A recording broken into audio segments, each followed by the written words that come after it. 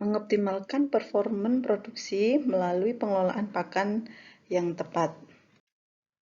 Jadi sebelum saya masuk ke diskusi inti, walaupun memang kita mau bahas lebih dalam terkait pakan, tapi saya tetap ingin remind atau mengingatkan kita semua bahwa berinvestasi pulet dengan pulet yang berkualitas itu sangat penting.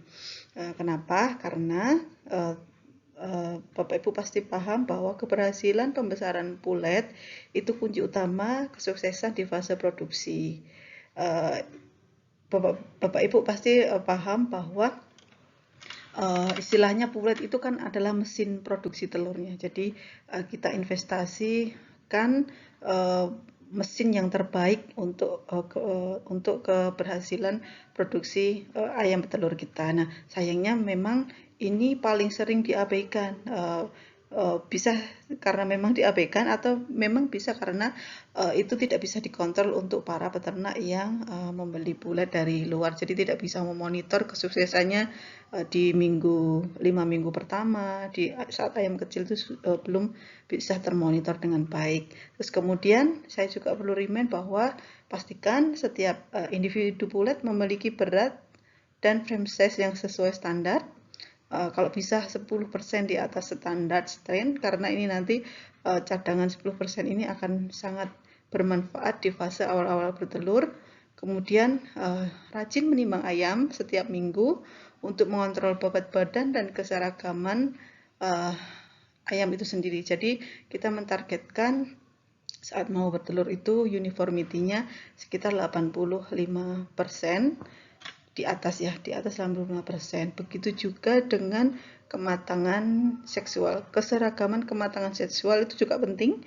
Jadi kalau bobot badan itu tercapai dengan baik di fase puletnya, harapannya fase pembentukan atau pematangan saluran reproduksi juga berjalan dengan baik. Jadi kita tetap targetkan di atas 80% untuk menjelang produksi ya. Jadi bisa lakukan monitoring ini saat penimbangan bobot badan, sampling. Jadi selain nimbang bobot badan juga mengukur tulang pubis dan juga mengamati jengger ya. Kalau memang masih belum 80%, kita melakukan beberapa upaya untuk mensupport keseragaman itu bisa segera terjadi. Karena tadi 10% ini penting karena ini ada data ya.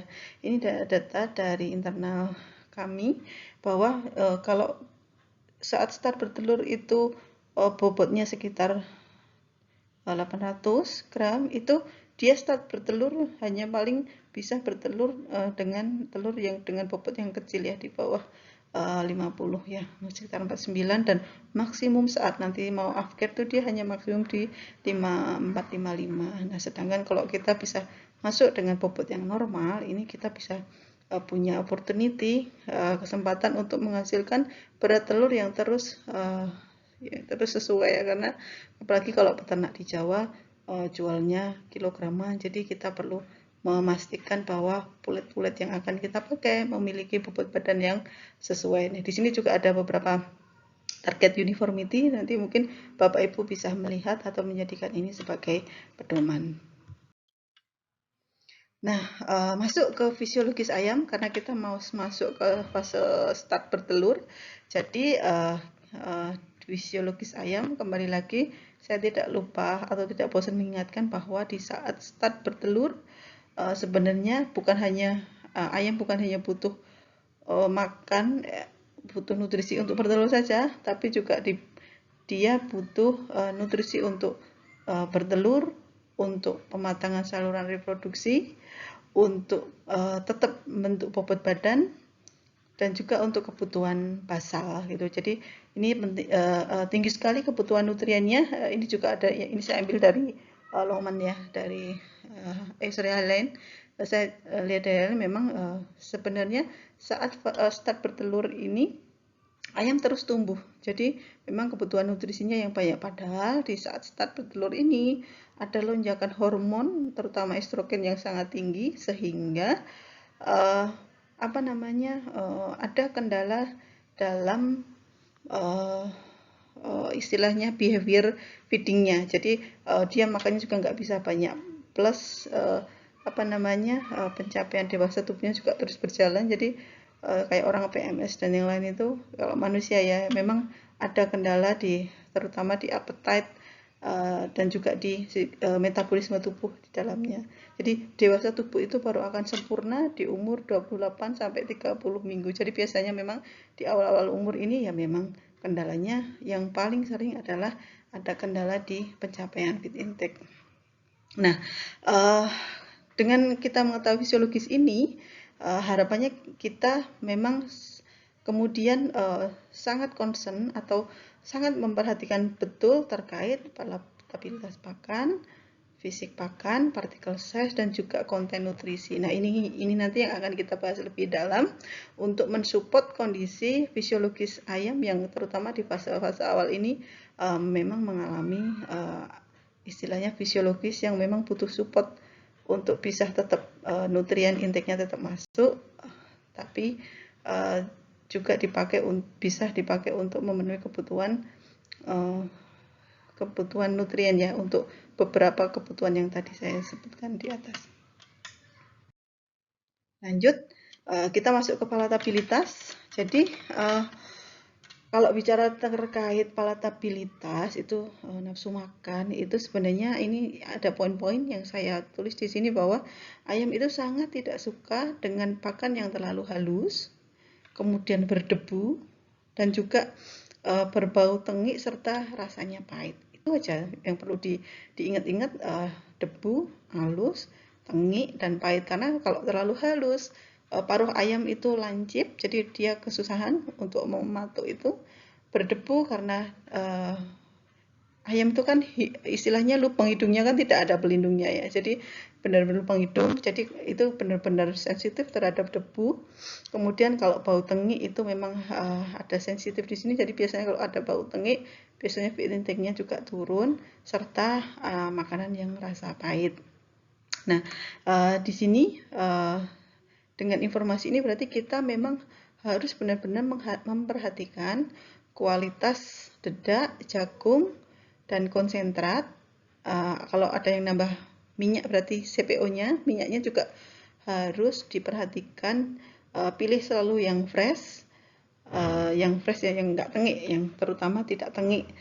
Terus kemudian tapi kalau memang posisi ada stok di gudang yang memang itu sudah lama, jangan dipakai full, tapi harus tetap dilute agar aroma tengik itu tidak tercium keras oleh ayam gitu. Nah, kemudian faktor berikutnya, jadi ini selain aroma, kalau ini tadi kan poin 2 saya bahas aroma, tapi selain faktor freshness, kesegaran bahan pangan, kontrol nutrisi bahan baku, termasuk cemaran bahan baku, adulteran, itu juga penting untuk dimonitor karena ini sangat berdampak terhadap total konten nutrisi nanti yang akan diasup oleh ayam. Jadi kalau terlalu banyak cemaran, otomatis juga akan mengurangi nilai nutrisi itu sendiri. Jadi impact-nya pasti akan ke penurunan produksi telur atau penurunan berat telur. Kemudian beberapa jenis pengobatan itu seperti kalau enro, kalau itu kan lewat air minum ya, walaupun lewat air minum itu juga akan menurunkan feed intake. Jadi Bapak Ibu hati-hati atau consider kalau memang sangat mepet sekali diperlukan pengobatan yang dengan obat-obat yang memang menimbulkan rasa pahit, siasati dengan pastikan feed intake tetap masuk dengan beberapa metode penambahan jam makan dan yang lain. Yang terakhir adalah di fase bertelur ini, kalau ini saya kutip dari pendapat orang Highland ya, jadi memang ayam di fase bertelur itu harus sudah benar-benar beradaptasi menggunakan pakan yang berbentuk mash atau tepung, karena pemberian pakan yang masih dalam bentuk butiran itu sebenarnya bukan solusi yang tepat. Nah, ini saya akan tunjukkan kenapa kok ini bukan solusi yang tepat. Jadi saya ada data ini, data terkait eating behavior, pola makan ayam dewasa saat diberi makan berbagai bentuk. Jadi ini ada mash bentuk tepung, bentuk crumble, bentuk pelet. Nah ini ada ukurannya ya, ukurannya particle size-nya. Nah kita langsung lihat sini aja. Jadi saat dikasih makan dalam bentuk mash tepung, dia akan membutuhkan waktu sekitar 4 jam untuk makan. Terus dia akan matuk 99 kali setiap kali makan dan totalnya sekitar 22.845. Ini kalau dihitung pakai memang metode yang precise gitu kan. Nah, sedangkan kalau crumble dia hanya butuh waktu setengahnya, hampir setengahnya ya, 2,5 jam. Sedangkan kalau di pelet dia butuh waktu lebih pendek lagi. Jadi cepet banget makannya udah habis gitu kalau pakai pelet. Nah, tujuan kita untuk saat di fase bertelur ini jangan terlalu cepat pakan itu habis. Kenapa? Karena semakin cepat pakan habis, maka semakin tinggi kecenderungan ayam itu untuk mematuk-matuk bulu, entah bulu dia atau bulu temannya. Jadi ini berbahaya.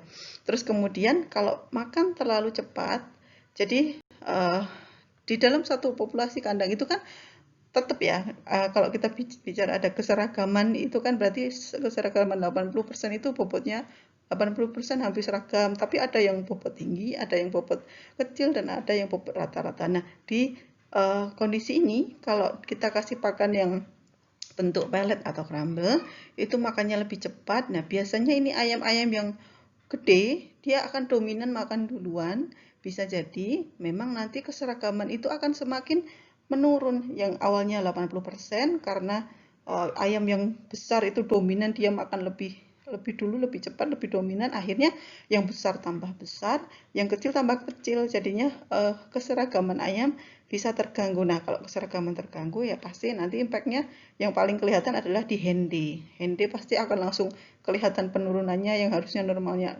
0,5 misal kalau sudah mulai turun ya dia turunnya bisa langsung 2, langsung 3% kalau saat posisi turun. Tapi kalau saat naik ya dia nggak akan naik-naik karena ayam harusnya seragam, tapi ayam yang dominan aja yang makannya banyak, akhirnya ya hendenya stuck aja di situ atau naiknya lambat gitu. Nah, tadi kenapa sih tadi saya sorotin pakan pelet ya. Jadi saya detailkan lagi, pemberian pakan crumble atau pelet itu sangat tidak dianjurkan. Kenapa? Pakan crumble atau pelet itu biasanya dibuat bahan baku itu harus digiling dulu sampai halus, Bapak Ibu. Jadi saat bahan baku itu digiling halus sekali, berarti ayam itu punya tembolok. Nah, tembolok ini fungsinya yang atas ini fungsinya sebagai kayak lambung kita, dia mensekresi enzim gitu, HCl dan yang enzim-enzim yang lain.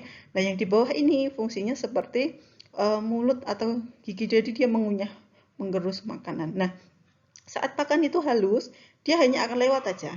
Jadi dia passage rate-nya lebih cepat, dia hanya lewat cepat gitu, terus langsung kebuang ke jadi kotoran. Jadi memang otot perutnya ini tidak terlatih, yang akhirnya memang berimpact pada pertama kesehatan saluran cernanya juga berimpact, karena saat waktu masuk di sini kan butuh waktu tertentu. Nah, ini akan ada sekresi yang berhubungan dengan beberapa sekresi-sekresi dan juga pH di saluran pencernaan berikutnya gitu. Nah, ini kelihatan sekali yang pakai pakan halus, sedangkan ini yang pakai pakan yang kasar. Ini beda sekali. Jadi di sini pun juga ada cincinnya yang melengkung gini karena memang dia akan terbentuk dengan baik, gisarnya terbentuk dengan baik, dia akan mengunyah atau menggerus makanan itu dengan lebih optimal, terbiasa seperti itu. Jadi nanti di fase berikutnya dia atau di umur-umur berikutnya dia memang sudah sangat efisien mencerna makanan. Ini pertama ini. Jadi kurang sehat untuk saluran pencernaan. Terus kemudian biasanya proses pelleting itu dibuat pakai suhu ya, pakai suhu tinggi karena masuk ke steam itu pakai uap gitu, panas gitu. Nah, itu ada beberapa enzim dan juga vitamin yang rentan dengan kerusakan. Walaupun mungkin ada enzim yang heat stable, tapi dia nggak akan heat stable fully, tapi tetap ada degradasi. Nah, untuk enzim, tapi kalau vitamin memang purely ada beberapa vitamin yang akan rusak akibat proses pelleting itu gitu. Sedangkan kalau untuk energi memang proses gelatinisasi atau gelatinisasi itu memang bisa meningkatkan pencernaan energi. Tapi kalau energinya bagus tapi nutrien mikronya malah terkurangin kan juga menurut kalkulasi juga tidak akan menghasilkan performa yang optimal.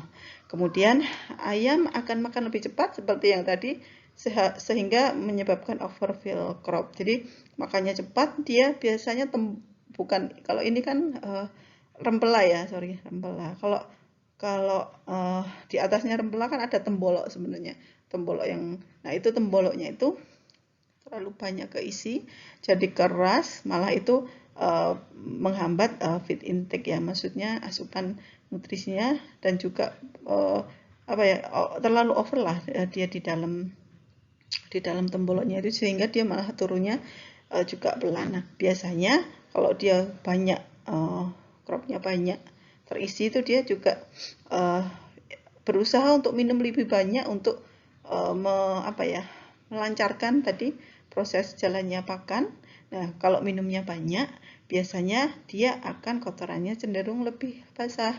Bukan basah itu macam-macam. Basah yang kelebihan minum ada, basah karena saluran cernanya bermasalah juga ada, basah juga karena kelebihan garam dan yang lain ada. Tapi ada ciri khas bahwa biasanya ayam kalau banyak minum kotorannya basah.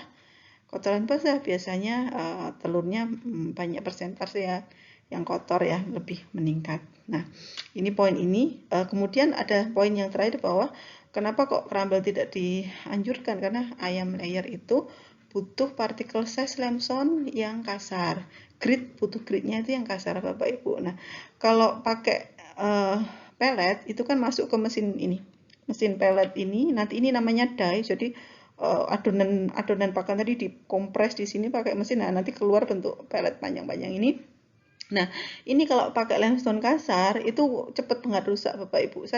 Kita pernah juga melakukan itu, mencoba, yaitu sebentar saja langsung ganti die, sedangkan harga die ini di atas 30 jutaan lebih. Itu pertama. Tapi yang paling penting adalah karena ini sangat merusak, kerusakannya lebih cepat, akhirnya memang penggunaan limestone halus itu memang jadi pilihan utama. Mungkin Bapak Ibu sudah bisa melihat ya, di beberapa pakan yang layer yang pure dibentuk pellet pasti nggak akan kelihatan biji-biji gridnya yang besar, dia pasti pakai halus. Sedangkan di ayam petelur itu dia butuh yang kasar untuk cadangan atau dicerna pelan-pelan untuk mensupport pembentukan kerapang waktu malam hari. Tapi kalau kalsiumnya atau limestone-nya itu halus sekali, dia ya dimakan gitu aja langsung keluar. Jadi biasanya akan berhubungan dengan kualitas kerabangnya yang lebih cepat menurun, plus juga persistensinya. Biasanya akan ada banyak kendala di saat menjelang tua, karena memang deposisi kalsiumnya kan kurang ya, tidak seefektif saat pakai kalsium yang kasar. Jadi tulang itu lebih mudah rapuh, kadang ada problem yang lumpuh. Nah, itu kadang-kadang muncul juga di ayam-ayam yang menggunakan pakan pellet atau crumble. Lanjut. Nah, ini tadi contoh saja beberapa vitamin yang rusak akibat pelleting. Ini beda suhu 70 sampai 90 derajat. Ini biotin rusaknya 35%. Terus kemudian vitamin A sampai 40% rusak. Ini seperti ini. Jadi tidak banyak manfaatnya juga gitu. Selain juga nambah kos juga gitu. Nah, itu tadi untuk bentuk, jadi sangat disarankan untuk memberikan bentuk pakan dalam bentuk mesh. Nah, untuk mesh sendiri juga ada rekomendasi particle size-nya atau ukuran partikel pakannya. Nah, di sini particle size-nya itu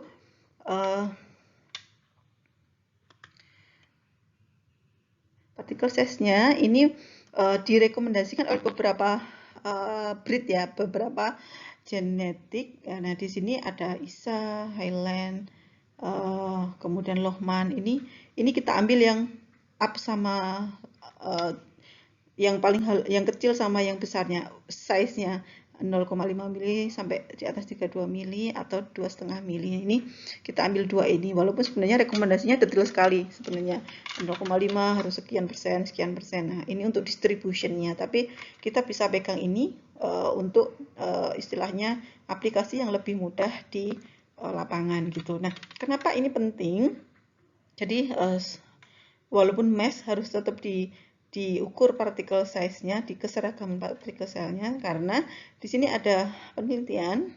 Penelitian ini kalau GMD ini adalah rata-rata geometric mean diameter. Jadi rata-rata besar pakan itu berapa? Ini ada 1000 GMD, 1250 GMD, dan 1400 GMD. Ini dapatnya dari angka ini tadi, aktivitas ngesaring pakan yang ada ini, terus kemudian dikalkulasi pakai rumus. Nah, ketemu nanti rata-rata masuk di 1000, 1200, atau 400, atau bahkan lebih kecil lagi. Nah, dari trial ini kelihatan sebenarnya bahwa dengan partikel GMD yang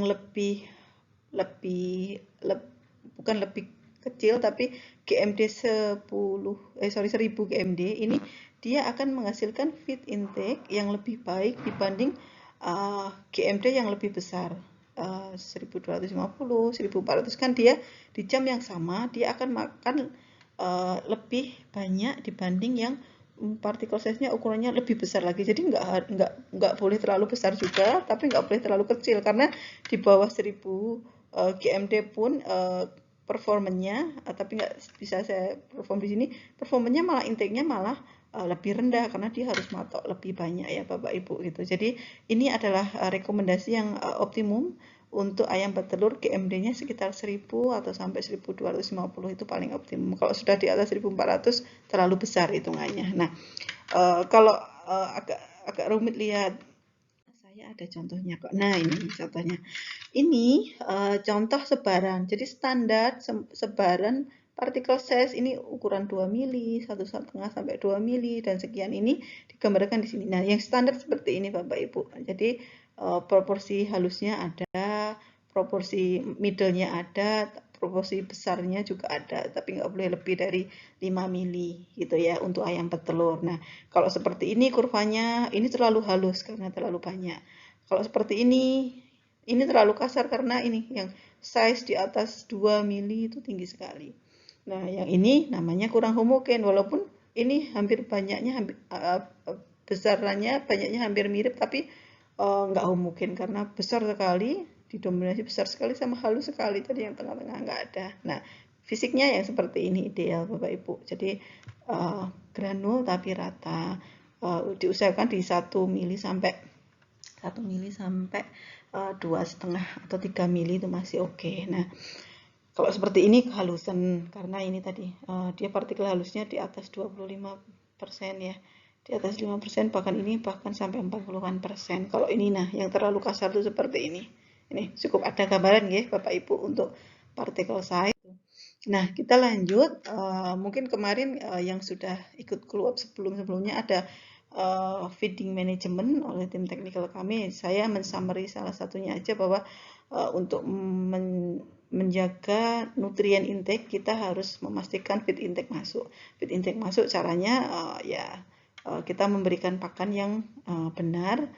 Yang benar ini yang kami rekomendasikan 2 kali, pagi dan juga sore di atas jam 2, hampir jam 3 gitu, setelah panas itu turun gitu. Nah, ini kalau memang intake-nya belum masuk ya kita tambah dengan midnight feeding atau penambahan cahaya di malam hari untuk ayam petelur. Itu ada jadi kita sudah masuk di fisik pakan, ada palatabilitas, bau, terus kemudian ada juga dari sisi bentuk pakan dan juga partikel. Nah, kita masuk ke aspek nutrisi. Untuk aspek nutrisi ini saya sampaikan di sini, nanti mungkin bisa dipertajam waktu diskusi. Jadi kebutuhan nutrisi di fase bertelur, terutama di awal bertelur itu sebenarnya patokannya adalah 1 ekor ayam itu butuh berapa gram protein sih? Nah, dia butuh 18 gram protein per ekor per hari. Terus kalsium butuh 4,1 gram per ekor per hari. Nah, ini sebenarnya ini adalah beberapa kebutuhan nutrisi dari ayam layer di fase bertelur. Nah, kalau ayam bisa makan 105 berarti hanya butuh protein 17,14.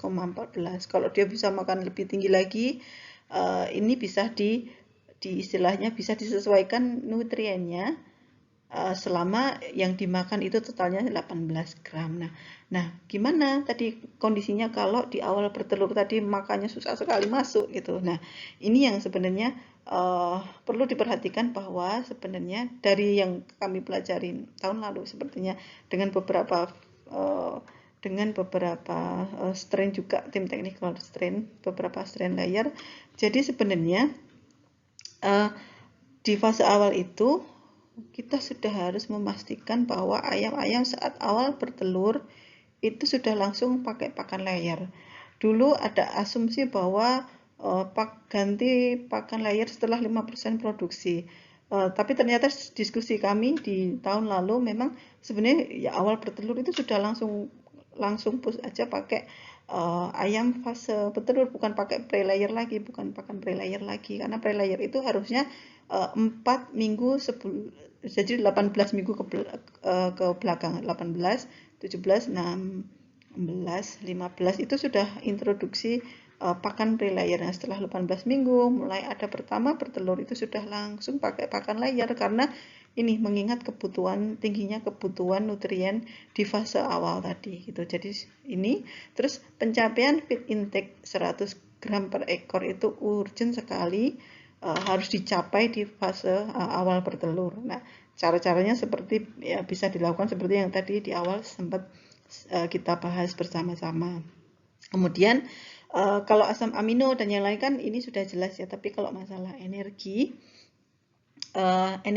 dari beberapa rekomendasi memang di fase awal, karena kan apalagi di fase tinggi-tingginya kebutuhan nutrien, malah beberapa tim technical breeder company itu mereka merekomendasikan untuk tetap menambahkan minyak di fase pre-peak ya, fase awal bertelur tadi. Itu penting sekali untuk untuk spelling atau untuk safety, untuk memastikan ayam itu tidak kekurangan energi gitu. Saya artinya kenapa kok penambahan minyak itu sangat disarankan di fase awal ya, fase awal bertelur. Jadi dari beberapa diskusi bahwa memang dengan kita menambahkan minyak atau CPO itu akan mengurangi dusty. Dusty itu berdebu. Jadi karena ayam memang nggak suka berdebu, dikasih minyak itu lebih oily gitu, enak, jadi mes gitu. Nah itu intake-nya juga bisa mensupport intake lebih baik. Kemudian yang pasti nambah minyak berarti kandungan energi dalam total pakan itu meningkat. Jadi performance ayam juga meningkat karena tadi di fase awal bertelur butuh nutrien yang sangat tinggi, terutama energi. Jadi biasanya kalau ada kasus-kasus negatif energi balance, ayam puletnya bobotnya nggak cukup tapi sudah mulai bertelur, biasanya dia akan bertelur bisa sampai puncak tapi hanya 1-2 minggu langsung patah lagi grafiknya, dia langsung dropnya banyak karena itu ada negatif energi balance. Nah dengan kita menambahkan minyak ini itu akan bisa menyelamatkan atau mengurangi resiko adanya negatif energi balance ini. Jadi ada tambahan energi yang cukup banyak gitu. Nah, kelebihan lain bahwa minyak ini mengandung asam lemak, terutama linoleat ya. Itu linoleic acid itu biasanya dia memang berfungsi atau berimpact untuk meningkatkan berat telur. Nah, kemudian berikutnya adalah sebenarnya saat kita memberikan minyak itu kita membantu menurunkan resiko sindrom fatty liver atau perlemakan di hati.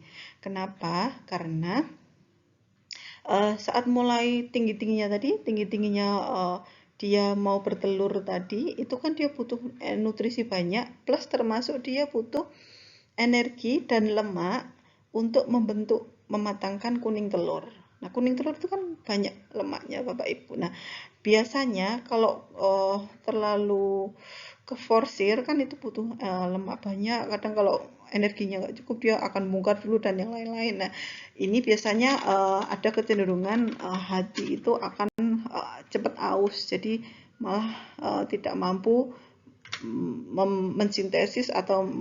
mensintesis menyediakan lemak yang dibutuhkan oleh tubuh, terutama untuk membuat kuning telur. Nah, dengan kita memberikan minyak ini, kita sebenarnya ada beberapa sistem yang di bypass karena itu sudah minyak, jadi nggak perlu lewat hati lagi, nggak perlu butuh LDL dan HDL lagi untuk mensintesa itu, tapi langsung ada beberapa proses bypass, akhirnya kesehatan hati itu lebih baik. Jadi ini ada gambar nih. Jadi kalau hati yang baik seperti ini, kalau fatty liver, jadi lemaknya hatinya berlemak, itu biasanya akan membengkak karena kerjanya terforsir dan warnanya lebih pucat, kekuningan, bahkan dia rapuh. Nah ini kalau sudah seperti ini ya bahaya, harus diberikan treatment cleaning hati dan yang lain gitu. Nah, balik lagi, nah jadi lemak, minyak itu juga sangat diperlukan sebagai kalau beberapa vitamin kan larut lemak ya Bapak Ibu. Jadi memang lemak itu bermanfaat. Kita memberikan minyak ini juga bermanfaat untuk kecukupan atau asupan metabolisme, terutama pencernaan vitamin-vitamin yang larut lemak, dan juga yang pastinya bahwa ini yang perlu kita garis bawahi, di saat kondisi heat stress, ayam itu sama-sama butuh energi tinggi. Kalau dingin dia butuh energi tinggi untuk menaikkan suhu tubuh, jadi dia makan lebih banyak. Tapi kalau di tempat yang panas, dia tetap butuh energi untuk menstabilkan suhu tubuhnya dengan suhu lingkungan. Itu juga butuh energi Bapak Ibu. Nah, bedanya adalah kalau di heat stress itu kita tambahkan energinya dalam bentuk minyak, karena dari penelitian memang minyak itu sama-sama menghasilkan energi, tapi dia akan menghasilkan panas tubuh yang lebih rendah dibanding sumber energi dari padi atau dari starch atau pati itu sendiri gitu. Jadi memang kalau saat stres ya memang pemberian minyak ini cukup bagus karena energinya tetap tinggi, terpenuhi, tapi dia tidak menghasilkan panas tubuh yang berlebih di saat heat stress. Masuk ke fase post peak, jadi ada beberapa catatan kami terkait fase post peak bahwa biasanya pergantian pakan di fase kedua, atau kalau yang umum dilakukan di beberapa peternak itu konsentratnya atau pakannya mulai diencerin gitu kan. Biasanya pengenceran pakan itu sering dilakukan terlalu dini. Jadi saat handinya memang sudah turun Bapak Ibu, cuman kadang-kadang kita tidak sadar, oh handinya turun, wah ini tak kurangin persentase atau keencerannya, nyampurnya yang dari 35% jadi hanya 33 atau bahkan 30% konsentratnya, yang lain diisi bahan baku yang lain gitu. Padahal sebenarnya walaupun di sini ada ini grafik produksi, walaupun memang sudah capai peak produksi, tapi sebenarnya egg mass itu gabungan antara produksi dan juga berat telur itu. Egg mass itu gram per ekornya. Biasanya egg mass itu akan masih terus naik terus Bapak Ibu, walaupun di sini sudah produksinya sudah capai 98 misalnya, terus mulai mau turun, tapi ini dia tetap akan naik terus.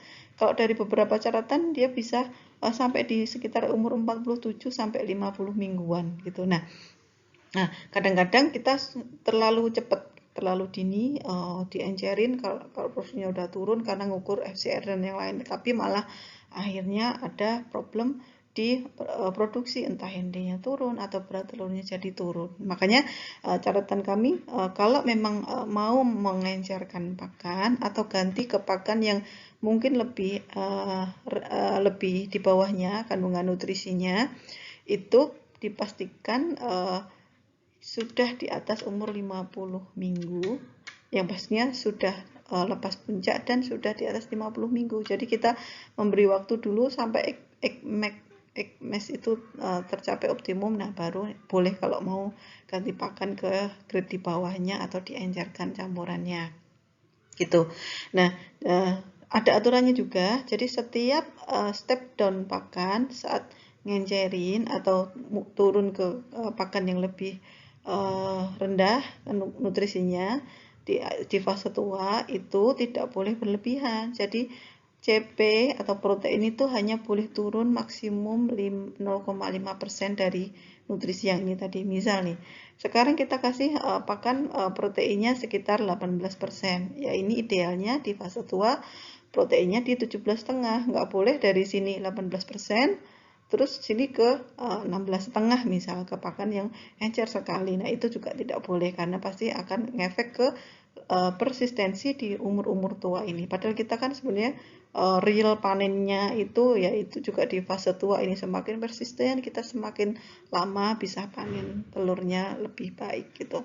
Itu terus kemudian kalau di fase tua biasanya kan telurnya memang secara genetik dia akan lebih besar gitu. Nah, kalau pengen ngontrol beratnya, karena kan misal di Jawa Timur itu ada berat tertentu, satu ikat itu harus berapa tumpuk itu ya, itu kita bisa kontrol dengan menurunkan level linoleic acid ya, menurunkan level linoleic acid di dalam pakan. Nah, yang penting juga bahwa di fase post peak itu asupan kalsium harus ditambahkan secara perlahan. Kenapa? Karena saat tua ginjalnya tidak bisa bekerja, tidak bisa seoptimal sebelumnya. Jadi kebutuhan nutrien kalsium terutama dia akan butuh lebih banyak untuk bisa menghasilkan yang sama, dan dia sudah mengambil dari deposisi tulang juga kan, jadi dia butuh kalsium yang lebih tinggi dibanding fase peak yang sebelumnya. Nah, ini disarankan kalau sudah mulai masuk umur 50 minggu ke atas itu tambahkan 2 gram grit per ekor ditaburkan di sore hari. Jadi kalau ada anak kandang yang mau pulang gitu ditugaskan aja nambah grit 2 gram per ekor per hari di atas tempat pakan gitu. Nah, itu nanti itu sangat bagus untuk tetap menjaga konsistensi performan di saat tua plus juga menjaga kualitas kerabang telurnya gitu. Nah, ini guideline tadi dari beberapa poin tadi, ada sedikit guideline, jadi harus di make sure bahwa walaupun nambah umur energinya harus tetap konstan, protein boleh turun sedikit di fase tua, di ayam tua, kalsium harus dinaikkan, kebutuhan fosfor memang sudah tidak setinggi lagi di fase awal bertelur ya, jadi bisa turun lebih kecil. Jadi di sini cara kita untuk mensiasati secara nutrisi terkait kebutuhan ayam di fase tua. Nah, kalau untuk kontrol berat telur ya berarti kan kita perlu menurunkan beberapa protein dan asam amino plus asam linoleatnya gitu. Ini sedikit summary dari saya. Nah, di Karkil Bapak Ibu pasti sudah juga mengenal Qmax. Nah, Qmax ini memang kita desain sebenarnya desain khusus untuk fase awal bertelur karena dia nutriennya dibuat kental, density-nya kental. Jadi walaupun dengan keterbatasan atau kendala makan yang terkendala atau feed intake yang kurang bisa optimum, tapi secara kebutuhan nutrisi feed intake kali konten nutrisi di dalamnya masih bisa mencukupi kebutuhan di fase awal bertelur di saat ayam membutuhkan nutrisi paling banyaknya untuk berproduksi telur, untuk tumbuh, untuk mematahkan saluran reproduksi, dan juga untuk kebutuhan nutrien basal gitu. Qmax ini sangat cocok sekali untuk fase awal bertelur, walaupun juga ada yang menggunakannya sampai fase post peak. Nah, ini capaian FCR dan juga capaian Hende di masing-masing fase.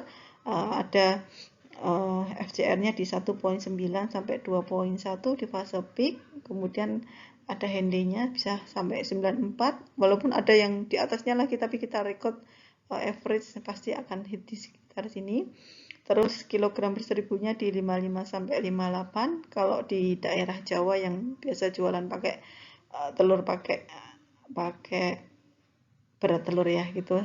Nah, equity-nya di rentang ini. Nah, untuk di FCR di post peak, kalau memang dipakai di post peak juga sangat efisien, walaupun nutriennya kental, jadi FCR-nya juga masih akan konsisten di 2 sampai 2,16 ya. Di sini Hende 86 sampai 87, kilogram per 1000 di 52 sampai 55.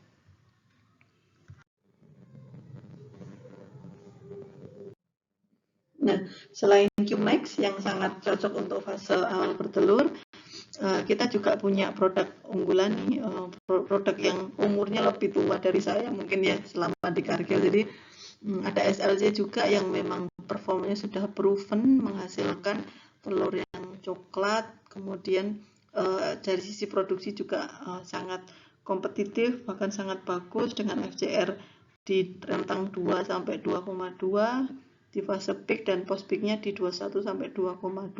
Nah, ini cukup cocok dengan kondisi sekarang yang mungkin Bapak Ibu lagi ngerasakan harga telurnya lagi kurang bersahabat ini. Nah, SLC pun juga masih bisa terus mensupport kondisi saat ini karena memang dari sisi performance dan juga hasil akhirnya dari beberapa pantauan kami dengan kompetitor memang menghasilkan profit yang lebih baik dibandingkan pakan-pakan di levelnya. Dari saya, nah ini mungkin Bapak Ibu kalau pengen lihat ini hasil summary kami juga ya, hasil summary kami dari 2019 sampai 2020. Ini memang konsisten sekali, rata-rata nasional FCR ini bisa capai di FCR-nya di 2.0 sampai 2.2, nah average di 2.21. Ini per bulannya kita monitor terus Bapak Ibu. Nah, sekarang sedangkan di fase tua dia di 2.1 bisa sampai di paling besar di 2.36 itu Pak. Itu jadi memang kita monitor terus SLC, jadi kami cukup confidence dan tetap terus ingin mensupport Bapak Ibu dengan produk unggulan kami, baik produk Qmax dan juga produk SLC baik konsentrat dan komplit. Demikian dari saya, terima kasih banyak. Saya akhiri. Assalamualaikum warahmatullahi wabarakatuh.